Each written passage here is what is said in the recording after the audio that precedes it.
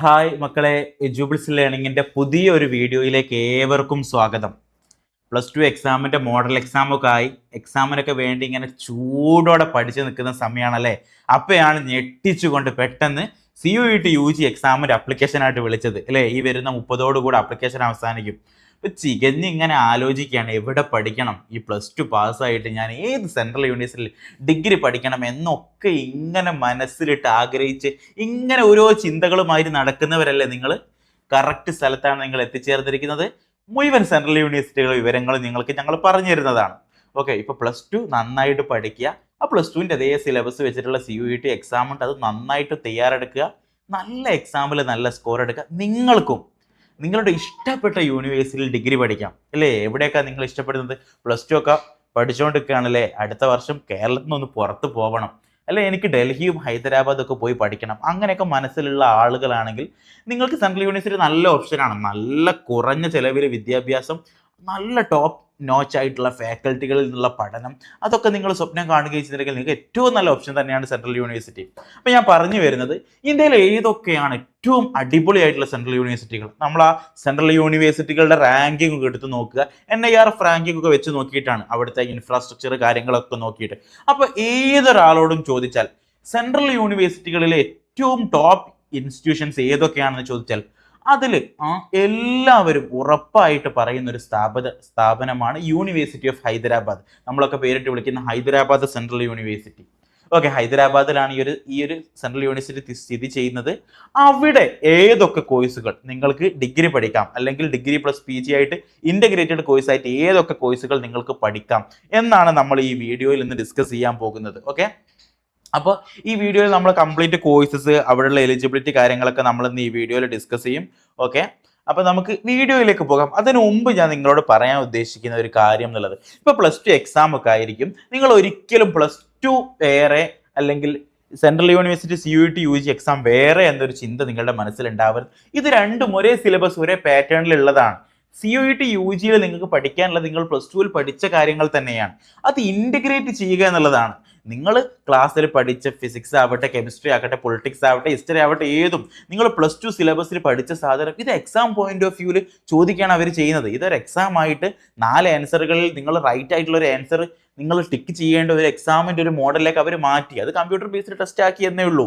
ഓരോ സബ്ജക്റ്റിൽ നിന്നും 50 വീതം ക്വസ്റ്റ്യൻ ഉള്ള ഒരു പേപ്പർ. അപ്പോൾ നിങ്ങൾ നന്നായിട്ട് +2ന് പ്രിപ്പയർ ചെയ്യുന്ന പോലെ തന്നെ നിങ്ങൾ എക്സ്ട്രാ ഒരു പ്രിപ്പറേഷൻ വേണ്ടത് ജനറൽ ടെസ്റ്റിനും ഇംഗ്ലീഷിനും ഒക്കെ ആയിരിക്കും. ആ പ്രിപ്പറേഷനും കൂടെ എടുത്താൽ നിങ്ങൾക്ക് നല്ല രീതിയിൽ നല്ലൊരു സെൻട്രൽ യൂണിവേഴ്സിറ്റി നിങ്ങൾക്ക് പഠിക്കാം. അതിൽ ഏറ്റവും ടോപ്പ് ഇൻസ്റ്റിറ്റ്യൂഷനിൽ പെട്ട ഒന്നാണ് നമുക്കറിയാം Hyderabad central university, university of Hyderabad. അപ്പോൾ അതിൻ്റെ കാര്യങ്ങൾ നമുക്ക് ഇന്ന് ഈ വീഡിയോയിൽ ഡിസ്കസ് ചെയ്യാം. ഓക്കെ, ഞാൻ പറയട്ടെ, ഇന്ത്യയിലെ ടോപ്പ് സെൻട്രൽ യൂണിവേഴ്സിറ്റികളിൽ പെട്ടതാണ് Jawaharlal Nehru university, Jamia Millia Islamia, Aligarh Muslim university, university of Delhi, Pondicherry central university, Hyderabad central university. ഈ 5 യൂണിവേഴ്സിറ്റികളൊക്കെ നല്ല എക്സ്പോഷറും നല്ല ടേക്ക് അവേയും നിങ്ങൾക്ക് എടുത്തു കൊണ്ടുപോകാൻ പറ്റും അവിടെയൊക്കെ പഠിക്കുകയാണെങ്കിൽ. ഓക്കെ, നമുക്ക് ഈ ഇൻസ്റ്റിറ്റ്യൂഷൻ്റെ ഡീറ്റെയിൽസ് കാര്യങ്ങളൊക്കെ പോകാം. ഹൈദരാബാദ് യൂണിവേഴ്സിറ്റി എന്തൊക്കെ കോഴ്സുകളാണ് പ്രൊവൈഡ് ചെയ്യുന്നതെന്ന്. ഓക്കെ, നോക്കുകയാണെങ്കിൽ നമുക്ക് ഹൈദരാബാദ് യൂണിവേഴ്സിറ്റിയിലേക്ക് നോക്കുകയാണെങ്കിൽ ആദ്യമായിട്ട് അവർ 5 ഇയർ ഇൻ്റഗ്രേറ്റഡ് MSc പ്രോഗ്രാം അവർ പ്രൊവൈഡ് ചെയ്യുന്നുണ്ട്. Okay, 5 year integrated MSc program mathematics അവർ പ്രൊവൈഡ് ചെയ്യുന്നുണ്ട്. അതിൽ കോർ പേപ്പർ ആയിട്ട് എഴുതാൻ പറയുന്നത്, നമ്മുടെ കോർ പേപ്പർ, ക്വാളിഫയിങ് പേപ്പർ എന്ന് പറയുന്ന രണ്ടൊരു സിസ്റ്റം അവിടെ ഉണ്ടാവും. കോർ പേപ്പർ എന്ന് പറഞ്ഞാൽ നിങ്ങൾ നിർബന്ധമായിട്ട് നിങ്ങൾ എക്സാം ചെയ്തിട്ട് അതിൽ മാർക്ക് പരിഗണിക്കുകയാണ് ചെയ്യുക. ഈ ക്വാളിഫയിങ് പേപ്പറിൽ നിങ്ങൾ എന്തായാലും എക്സാം എഴുതണം, പക്ഷെങ്കിൽ അതിലെന്താണ് നിങ്ങൾക്ക് ഒരു മിനിമം കട്ട് ഓഫ് മാർക്കൊക്കെ ഉണ്ടായാൽ മതി. പക്ഷെ അവർ മേജറായിട്ട് അവർ നോക്കുക നിങ്ങൾ ഈ കോർ പേപ്പറിൽ നിങ്ങൾ എത്ര സ്കോർ ചെയ്തു എന്നുള്ളതാണ്. ഓക്കെ, ക്വാളിഫയിങ് പേപ്പറിൽ നിങ്ങളെക്കാൾ താഴെ മാർക്ക്, നിങ്ങൾക്ക് കുറച്ച് മാർക്ക് കുറവാണെങ്കിൽ പോലും അവിടുത്തെ ഒരു കട്ട് ഓഫ് ആ ഒരു രീതിയിൽ അവർ അതിൻ്റെ മുകളിൽ ഉണ്ടെങ്കിൽ നിങ്ങൾക്ക് ബാക്കി കംപ്ലീറ്റ് നിങ്ങളുടെ പരിഗണിക്കുക കോർ പേപ്പറിലെ മാർക്കായിരിക്കും. അപ്പോൾ അവർ കോർ പേപ്പറായിട്ട് എഴുതാൻ പറയുന്നത് മാത്സ് എഴുതാൻ പറയുന്നുണ്ട്, ഫിസിക്സ് എഴുതാൻ പറയുന്നുണ്ട്, chemistry. Okay, maths, physics, chemistry. Okay, MPC ഇത് 3 അവർ എഴുതാൻ പറയുന്നുണ്ട്. പിന്നെ ക്വാളിഫയിങ് പേപ്പറായിട്ട് ഇംഗ്ലീഷ് നിങ്ങൾ നിർബന്ധം എഴുതിയിരിക്കണം. ഇംഗ്ലീഷിൽ നിങ്ങൾക്ക് ഓരോ വർഷവും കട്ട് ഓഫുകളൊക്കെ മാറും. ഓക്കെ, ഇംഗ്ലീഷിലെ മാർക്കല്ല അവർ പ്രധാനം പരിഗണിക്കുക, നിങ്ങളുടെ കോർ പേപ്പേഴ്സിലെ മാർക്കാണ്. പിന്നെ അവർ പറയുന്നത് ഇതിൻ്റെ എലിജിബിലിറ്റി എന്താണെന്നാണ് നോക്കുന്നത്. ഇപ്പോൾ CUET എക്സാമിൽ എഴുതേണ്ട പേപ്പറുകളാണ് നമ്മൾ ആദ്യം പറഞ്ഞിരിക്കുന്നത്. എലിജിബിലിറ്റി ആയിട്ട് പറയുന്നത് 60% മാർക്ക് വേണം +2 ലെവലിൽ. മാത്രം പോരാ, +2ൽ സയൻസ് തന്നെ പഠിച്ചിരിക്കണം. നിങ്ങൾ കൊമേഴ്സിൽ നിന്നോ ഹ്യൂമാനിറ്റീസിൽ നിന്നോ പോകാൻ പറ്റില്ല. പിന്നെ പറയുന്നത് മാത്തമാറ്റിക്സ് പ്ലസ് ടുവിൽ ഒരു സബ്ജക്റ്റ് ആയിട്ട് പഠിച്ചിരിക്കുകയും നിർബന്ധമാണ്. പ്ലസ് ടുവിൽ നിങ്ങൾ മാത്സ് കോമ്പിനേഷൻ ഉള്ള സ്ട്രീം തന്നെ ആയിരിക്കണം സയൻസിലൊക്കെ. നിങ്ങൾ മാത്സ് എന്തായാലും ഇരിക്കണം, ബയോമാത്സോ എന്തേ ആയിക്കോട്ടെ, മാത്സ് പഠിച്ചിരിക്കണം നിർബന്ധമായിട്ടും നിങ്ങൾ. ഇനി അടുത്ത് വരുന്നത് MSc ഫിസിക്സ് ആണ്. MSc ഫിസിക്സിറ്റും കറക്റ്റ് പറയുന്നത് തന്നെയാണ്. ഫിസിക്സ്, മാത്സ്, കെമിസ്ട്രി ആണ് core paper. Qualifying paper English same criteria ആണ്. ഇതിനും 60% മാർക്ക് വേണം. ഇതിൽ നിങ്ങൾ മാത്സും ഫിസിക്സും നിർബന്ധമായിട്ടും ഇതിൽ മാത്സ് മാത്രമേ നിങ്ങൾ എന്തായാലും പ്ലസ് ടുവിൽ പഠിച്ചിരിക്കാൻ നിർബന്ധമായിട്ട് പറയുന്നത്. ഫിസിക്സിന് എടുക്കണമെങ്കിലും മാത്സ് നിർബന്ധമായിട്ട് പഠിച്ചിരിക്കണം. പിന്നെ പറയുന്നത് rank will be based only on the total score obtained the physics and mathematics together. Okay, ഇതിൽ നിങ്ങൾക്ക് പേപ്പറായിട്ട് നിങ്ങളെ പരിഗണിക്കുക. നിങ്ങളെ റാങ്ക് വരിക എങ്ങനെയാണെന്ന് വെച്ചാൽ ഫിസിക്സും മാത്തമാറ്റിക്സും. ഓക്കെ, ഫിസിക്സിലും മാത്തമാറ്റിക്സിലും നിങ്ങൾക്ക് എത്ര സ്കോർ ചെയ്യുന്നു ആ സ്കോർ മാർക്കുകൾ തമ്മിൽ കൂട്ടിയിട്ടായിരിക്കും നിങ്ങൾ എന്ത് ചെയ്യാം, ഇതിൻ്റെ റാങ്ക് ലിസ്റ്റ് പബ്ലിഷ് ചെയ്യുമ്പോൾ നിങ്ങളെ പരിഗണിക്കുക. അപ്പോൾ നിങ്ങൾ ഇംഗ്ലീഷും കെമിസ്ട്രിയും എന്തായാലും എഴുതിയിരിക്കണം. ഓക്കെ, ഇനി അടുത്തത് കെമിസ്ട്രിക്കും വരുമ്പം അവർ പറയുന്ന കോർ പേപ്പർ കെമിസ്ട്രി മാത്രം എഴുതിയാൽ മതി. നിങ്ങൾ ക്വാളിഫയിങ് പേപ്പറായിട്ട് ഇംഗ്ലീഷും ഫിസിക്സും എഴുതി വെക്കാം. ഇംഗ്ലീഷും ഫിസിക്സും എന്തായാലും എഴുതുക. അപ്പം ഇതിൽ അവർ പറയുന്ന ഒരു ക്രൈറ്റീരിയ 60% തന്നെ വേണം. സയൻസ് എന്തായാലും സ്ട്രീം ആയിരിക്കണം. പിന്നെ പറയുന്നത് candidate seeking admission to IMSc chemistry should be able to conduct their experiments on their own. There will be no provision for allowing any assistant script to the experience. Okay, അതിൻ്റെ എക്സാമുമായി ബന്ധപ്പെട്ട കാര്യങ്ങൾ പറയുന്നത് അവർ experiments ഒക്കെ ഉണ്ടെങ്കിൽ എന്ത് ചെയ്യണം, നിങ്ങൾ സ്വന്തം റിസ്കിൽ തന്നെ ചെയ്യണം എന്നാണ് അവരോട് പറയുന്നത് കാര്യങ്ങളൊക്കെ.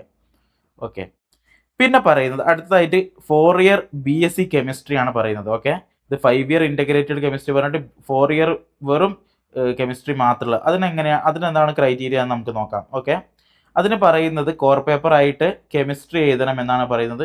മിനിമം നിങ്ങൾക്ക് എത്ര മാർക്ക് വേണം, 60% മാർക്ക് പ്ലസ് ടു ലെവലിൽ വേണം. അതുപോലെ തന്നെ സയൻസ് സബ്ജക്റ്റ് എന്തായിരിക്കണം, പഠിക്കണം. ഓക്കെ, പിന്നെ അതിൻ്റെ ക്വാളിഫയിങ് പേപ്പറായിട്ട് പറയുന്നത് കെമിസ്ട്രി, ഇംഗ്ലീഷും ഫിസിക്സും ആണ്. നിർബന്ധമായിട്ട് നിങ്ങൾ എന്തായിരിക്കണം, അതിൻ്റെ ക്വാളിഫയിങ് പേപ്പറായിട്ട് കെമിസ്ട്രി എഴുതിയിരിക്കണം.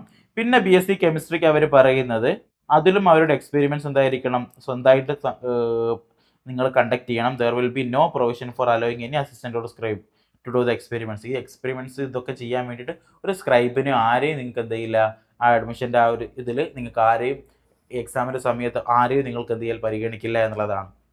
ഓക്കെ, ഇനി 5 year ഇൻ്റഗ്രേറ്റഡ് MSc ബയോളജിയാണ് നെക്സ്റ്റ് ഒരു കോഴ്സായിട്ട് അവർ പ്രൊവൈഡ് ചെയ്യുന്നത്. അതിൽ നിങ്ങൾ നിർബന്ധമായിട്ട് എഴുതേണ്ട core paper biology, chemistry, physics, maths 4 paper എഴുതണം.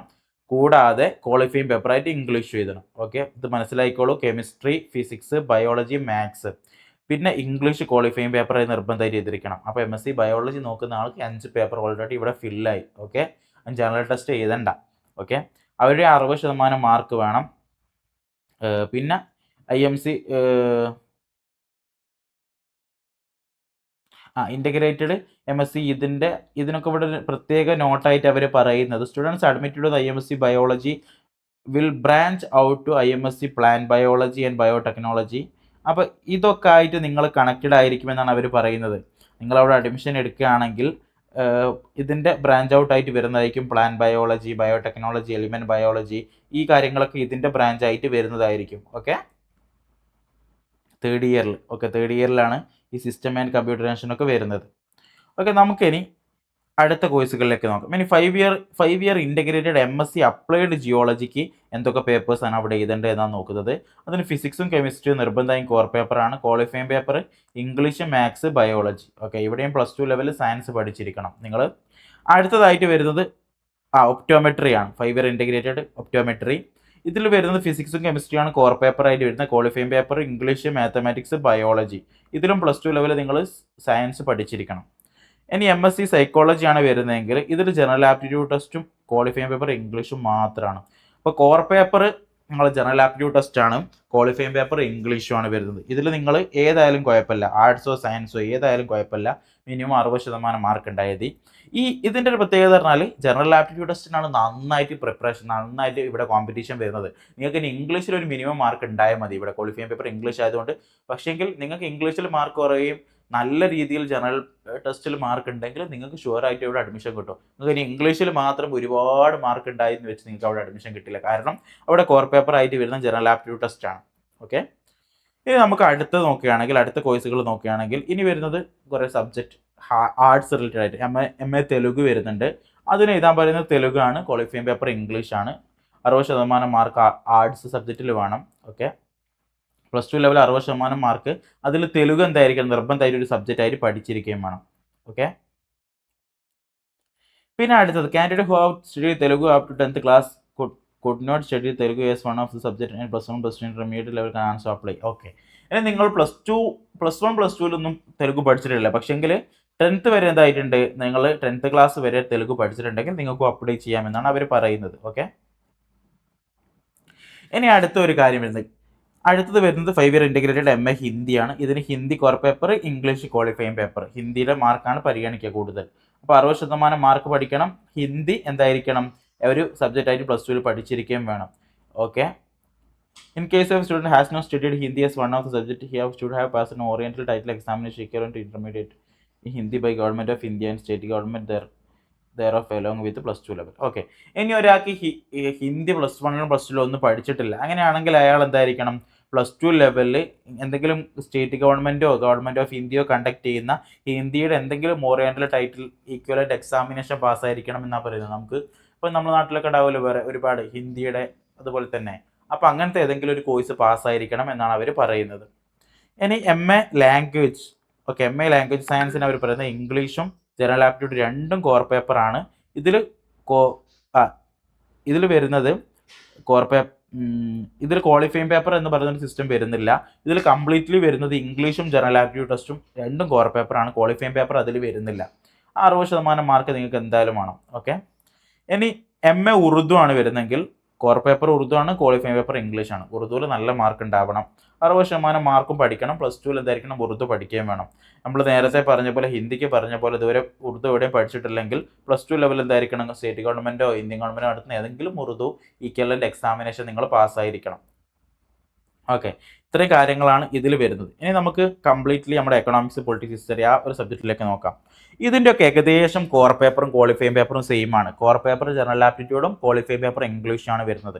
ഇതിനൊക്കെ നിങ്ങൾക്ക് 60% മാർക്ക് ഉണ്ടായാൽ മതി. ഏതിനൊക്കെ, economics, history, political science, sociology, anthropology. ഇത് അഞ്ചിനും വരുന്നത് കോർ പേപ്പർ ജനറൽ ആപ്റ്റിറ്റ്യൂഡ് ആണ്, ക്വാളിഫയിങ് പേപ്പർ ഇംഗ്ലീഷാണ്. ഓക്കെ, എല്ലാത്തിനും വരുന്നത് 60% മാർക്കാണ്. ഇത്രയും കാര്യങ്ങളാണ് കറക്റ്റ് വരുന്നത്. ഇപ്പം ഈ ആർട്സ് സബ്ജക്റ്റുകൾ നിങ്ങൾ കറക്റ്റ് നോക്കിക്കോളൂ. ഏതൊക്കെയാണ് ഇതിൽ? എക്കണോമിക്സ് വരുന്നുണ്ട്, history, political science, sociology, anthropology. ഇത്രയും സബ്ജക്റ്റുകൾക്ക് ഇൻറ്റഗ്രേറ്റഡ് MA വരുന്നുണ്ട്. ഓരോന്നിനും നിങ്ങൾ കൃത്യമായിട്ട് പഠിക്കേണ്ടത് ജനറൽ ടെസ്റ്റും ഈ 5 സബ്ജക്റ്റ് നിങ്ങൾ യൂണിവേഴ്സിറ്റി ഓഫ് ഹൈദരാബാദിൽ നോക്കുന്നുണ്ടെങ്കിൽ അത് നിങ്ങൾ നിർബന്ധമായി നോക്കണം. നിങ്ങൾ സബ്ജക്റ്റിലൊന്നും നന്നായി സ്കോർ ചെയ്യണമെന്നില്ല. ബാക്കിയുള്ള സ്ഥലത്തേക്ക് നോക്കുന്നുണ്ടെങ്കിൽ നിങ്ങൾ സബ്ജക്റ്റ് എടുത്തോളൂ. ഹൈദരാബാദ് മാത്രം ലക്ഷ്യം വെച്ച് നടക്കുകയാണെങ്കിൽ നിങ്ങൾക്ക് അതിൽ വേണ്ടത് നിങ്ങൾക്ക് ജനറൽ ആപ്റ്റിറ്റ്യൂഡിൻ്റെയും ഇംഗ്ലീഷിൻ്റെയും മാർക്കുകളാണ് വേണ്ടത്. ഓക്കെ, അപ്പോൾ അത് നന്നായിട്ട് പരിശ്രമിക്കുക എന്നുള്ളതാണ് ഇതിന് വേണ്ടത്. ഓക്കെ, നിങ്ങൾ അങ്ങനെ പരിശ്രമിക്കാൻ ഉദ്ദേശിക്കുന്ന ആളാണെങ്കിൽ എജുബിൾസ് ലേണിംഗ് നിങ്ങളുടെ കൂടെ സഹായിക്കാനുണ്ട്. ഈ വരുന്ന ജനുവരി 20 നമ്മളുടെ CUET UG ജനറൽ ടെസ്റ്റിൻ്റെ ബാച്ച് ആരംഭിക്കുകയാണ്. ബാച്ച് 3 അഡ്മിഷൻ ആരംഭിക്കുകയാണ്. നിങ്ങൾക്ക് ജനറൽ ടെസ്റ്റ് വെറും 3499 രൂപയ്ക്ക് നിങ്ങൾക്ക് എന്ത് ചെയ്യാം, ഞങ്ങളുടെ ജനറൽ ടെസ്റ്റ് ബാച്ചിൽ ജോയിൻ ചെയ്യാം. ഓക്കെ, 5499 ആയിരുന്നു, പക്ഷെങ്കിൽ ഇപ്പോൾ ഓഫറിൽ നിങ്ങൾക്ക് എന്ത് ചെയ്യാം, 3499 നിങ്ങൾക്ക് ജോയിൻ ചെയ്യാം. ഇതിൽ നിങ്ങൾക്ക് ജനറൽ ആപ്റ്റിറ്റ്യൂഡിൻ്റെയും ഇംഗ്ലീഷിൻ്റെയും കംപ്ലീറ്റ് ക്ലാസ്സുകൾ ലഭിക്കും. ഇംഗ്ലീഷിൻ്റെ കംപ്ലീറ്റ് ക്ലാസ്സുകൾ ലഭിക്കും. ജനറൽ ആപ്റ്റിറ്റ്യൂഡിൽ വരുന്ന 4 ടോപ്പിക്സ് ഇതവിടെ കൊടുത്തിട്ടുണ്ട്. Logical reasoning, quantitative aptitude, static GK, current affairs. Okay, ഇതിൻ്റെ ഒക്കെ ക്ലാസ്സുകൾ പക്കാ നിങ്ങൾക്ക് ലഭിക്കും. നമുക്ക് ലേണിംഗ് ആപ്ലിക്കേഷൻ ഉണ്ട്, റെക്കോർഡഡ് പ്ലസ് ലൈവ് ക്ലാസ്സുകളാണ്. പേഴ്സണലൈസ്ഡ് മെൻറ്ററിങ്, അതുപോലെ തന്നെ എക്സ്പേർട്ട് ഫാക്കൽറ്റികൾ, mock test series, affordable price ഒക്കെ തന്നെയാണ് നമ്മുടെ വരുന്നത്. ഓക്കെ, അപ്പോൾ നിങ്ങൾക്ക് ജനറൽ ടെസ്റ്റിൽ നിങ്ങൾ ജോയിൻ ചെയ്യാൻ ഉദ്ദേശിക്കുകയാണെങ്കിൽ ഇപ്പോൾ തന്നെ താഴെ അഡ്മിഷൻ കൗൺസിലർ നമ്പറിൽ നിങ്ങൾക്ക് എന്ത് ചെയ്യാം, കണക്ട് ചെയ്യാം. ഓക്കെ, ഇനി അടുത്ത നമ്മുടെ ഒരു ബാച്ച് വരുന്നത് സയൻസ് ബാച്ചാണ്. സയൻസിൽ നമ്മൾ ഫിസിക്സും കെമിസ്ട്രിയും മാത്സും ബയോളജി, നിങ്ങൾ ഇൻറ്റഗ്രേറ്റഡ് MSc പ്രോഗ്രാമിനാണ് ജോയിൻ ചെയ്യാൻ ഉദ്ദേശിക്കുന്നതെങ്കിൽ നിങ്ങൾക്ക് എന്ത് ചെയ്യാം, നിങ്ങൾക്ക് നമ്മുടെ ഒരു കോച്ചിങ്ങിൽ ജോയിൻ ചെയ്യാം. നമ്മൾ അതിനോടൊപ്പം തന്നെ ജനറൽ ടെസ്റ്റും ഇംഗ്ലീഷും പ്രൊവൈഡ് ചെയ്യുന്നുണ്ട്. ഇതിനൊപ്പം 4 സയൻസ് പേപ്പേഴ്സ് നമ്മൾ പ്രൊവൈഡ് ചെയ്യുന്നത്. നിങ്ങൾക്ക് ടോട്ടൽ 5 പേപ്പേഴ്സാണ് നിങ്ങൾക്ക് എഴുതാൻ പറ്റുക. നമ്മളതിൽ ഓൾമോസ്റ്റ് 6 പേപ്പർ ഓഫർ ചെയ്യുന്നത്. നിങ്ങൾക്ക് 5 പേപ്പറിനുള്ള ഫീ ആണ് ഇവിടെ വരുന്നത്, 5499. ഓക്കെ, നമ്മുടെ അടുത്ത് വരുന്നത് ഹ്യൂമാനിറ്റീസ് ബാച്ചാണ്. ഹ്യൂമാനിറ്റീസിൽ ഇംഗ്ലീഷും ജനറൽ ആപ്റ്റിറ്റ്യൂഡിനും പുറമെ നമ്മൾ ഇവിടെ പറഞ്ഞ പൊളിറ്റിക്സ്, ഹിസ്റ്ററി, സോഷ്യോളജി, എക്കണോമിക്സ് എല്ലാ സബ്ജക്റ്റും നമുക്ക് ബാച്ചുകൾ അവൈലബിൾ ആണ്. അതുപോലെ തന്നെ ഇനി വരുന്നത് കൊമേഴ്സിലേക്കാണെങ്കിൽ അക്കൗണ്ടൻസി, ബിസിനസ് സ്റ്റഡീസ്, എക്കണോമിക്സ്, ഇതിൻ്റെ ഒക്കെ ക്ലാസ്സുകൾ നമുക്ക് എന്ത് ചെയ്യണം, അവൈലബിൾ ആണ്. ഓക്കെ, ഇത്രയും ബാച്ചുകളാണ് നമുക്ക് ഈ ജനുവരി 20-ന് ആരംഭിക്കുന്ന ബാച്ച് 3-യിലുള്ളത്. അപ്പോൾ നിങ്ങൾ ഇപ്പം ജോയിൻ ചെയ്യാൻ ഉദ്ദേശിക്കുന്നുണ്ടെങ്കിൽ എത്രയും പെട്ടെന്ന് താഴെയുള്ള അഡ്മിഷൻ കൗൺസിലറുടെ നമ്പറിൽ നിങ്ങൾക്ക് കണക്ട് ചെയ്യാം. ഡിസ്ക്രിപ്ഷൻ ബോക്സിൽ കമൻറ്റിൽ കൊടുത്തിട്ടുണ്ടാകും. അതുപോലെ തന്നെ നിങ്ങൾക്ക് CUT UG ബന്ധപ്പെട്ട സംശയങ്ങൾ കാര്യങ്ങളൊക്കെ ക്ലിയർ ചെയ്യുന്ന നമ്പറിൽ കണക്ട് ചെയ്യാം. പിന്നെ നിങ്ങൾക്ക് എന്തെങ്കിലും CUT ആയിട്ടുള്ള അപ്ഡേറ്റുകൾ ലഭിക്കണമെങ്കിൽ താഴെ ഡിസ്ക്രിപ്ഷൻ ബോക്സിൽ നമ്മുടെ കമ്മ്യൂണിറ്റിയുടെ വാട്സപ്പ് ലിങ്കും അവിടെ കൊടുത്തിട്ടുണ്ടാകും. അതിലും ജോയിൻ ചെയ്യാം. ഓക്കെ, നിങ്ങളുടെ ഇഷ്ടപ്പെട്ട യൂണിവേഴ്സിറ്റിയിൽ നിങ്ങൾക്ക് നിങ്ങളുടെ ഡിഗ്രി പഠനം തുടരാനാവട്ടെ എന്ന് ആശംസിക്കുകയാണ്. ഒരു നല്ല വീഡിയോ എന്ന് കരുതുന്നു. ഓക്കെ, നന്ദി.